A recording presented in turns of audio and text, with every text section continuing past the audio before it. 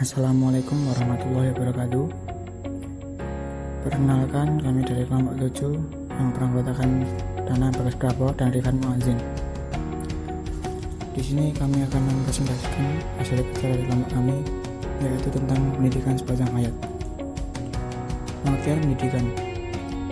Pendidikan adalah usaha sadar dan terencana untuk mewujudkan suasana belajar dan proses pembelajaran agar peserta didik secara aktif mengembangkan potensi dirinya untuk memiliki kekuatan spiritual, keagamaan, pengendalian diri, kepribadian, kecerdasan, akhlak mulia, serta keterampilan yang diperlukan dirinya, masyarakat, bangsa, dan negara. Pengertian pendidikan sepanjang hayat. Dalam arti luas, pendidikan sepanjang hayat atau lifelong education adalah bahwa pendidikan tidak berhenti hingga individu menjadi dewasa, tetapi tetap berlanjut sepanjang hidupnya.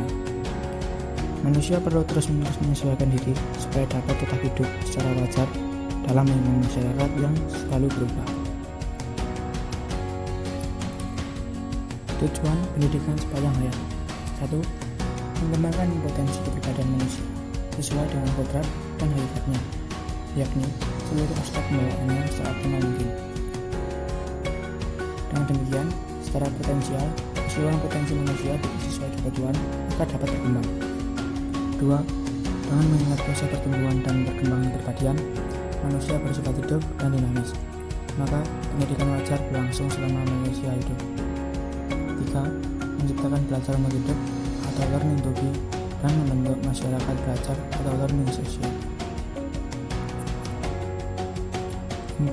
Sebagai pembelajaran mandiri, yaitu menyesuaikan diri dengan perubahan positif yang terus-menerus dan berkembang dalam sepanjang kehidupan manusia dan masyarakat, serta menyiapkan diri guna mencapai kehidupan yang lebih baik di masa yang akan datang.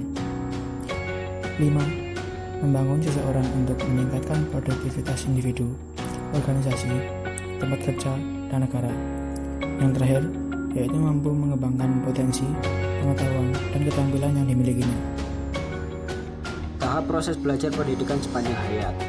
Proses belajar yang terjadi dalam diri seseorang yang sedang belajar berlangsung melalui 6 tahapan, yaitu yang pertama, motivasi. Yang dimaksud motivasi di sini adalah keinginan untuk mencapai suatu hal.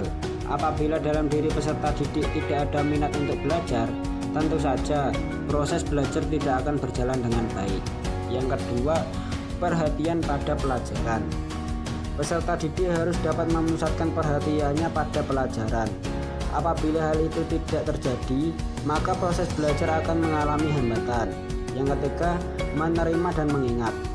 Setelah memperhatikan pelajaran, seorang peserta didik akan mengerti dan menerima serta menyimpan dalam pikirannya. Tahap menerima dan mengingat ini harus terjadi pada diri orang yang sedang belajar. Yang keempat, reproduksi. Dalam proses belajar, seseorang tidak hanya harus menerima dan mengingat informasi baru saja, tetapi ia juga harus dapat menemukan kembali apa-apa yang pernah dia terima. Yang kelima, generalisasi. Pada tahap generalisasi ini, peserta didik harus mampu menerapkan hal yang telah dipelajari di tempat lain dan dalam ruang lingkup yang lebih luas. Generalisasi juga dapat diartikan penerapan hal yang telah dipelajari dari situasi yang satu ke situasi yang lain. Yang keenam, menerapkan apa yang telah diajarkan serta umpan balik. Di dalam tahapan ini, peserta didik harus sudah memahami dan dapat menerapkan apa yang telah diajarkan. Untuk meyakinkan bahwa peserta didik telah benar-benar memahami, maka pembimbing dapat memberikan tugas atau tes yang harus dikerjakan oleh peserta didik. Selanjutnya, pendidik berkewajiban memberikan umpan balik berupa penjelasan mana yang benar dan mana yang salah.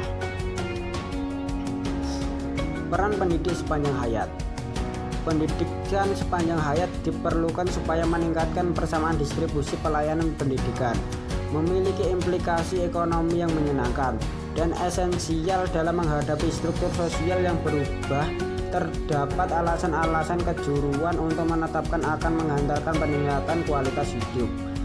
Gagasan dasarnya bahwa pendidikan harus dikonsepkan secara formal sebagai proses yang terus-menerus dalam kehidupan individu, mulai dari anak-anak sampai dewasa. Melalui pendidikan sepanjang hayat merupakan cara paling efektif untuk keluar dari suatu lingkaran kebodohan dan kemiskinan. Pendidikan sepanjang hayat memungkinkan seseorang untuk 1.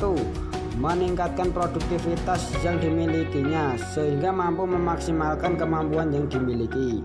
2. Memelihara dan mengembangkan sumber-sumber daya yang dimilikinya untuk pengembangan dirinya sendiri maupun orang lain yang berada di sekitarnya.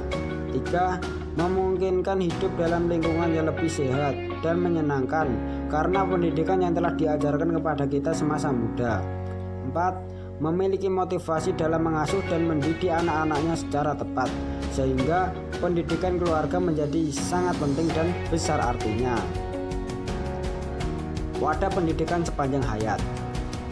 Pendidikan sepanjang hayat berwadahkan di semua lembaga pendidikan. Sumber-sumber informasi sesuai dengan kepentingan perseorangan untuk memenuhi kebutuhan hidupnya. Oleh karena itu, lembaga dari pendidikan sepanjang hayat adalah lembaga pendidikan yang selama ini kita kenal, yaitu meliputi pendidikan persekolahan, pendidikan luar sekolah, sumber informasi baik berupa terbitan buku, majalah atau media massa, baik cetak atau elektronik, ataupun sajian dalam internet.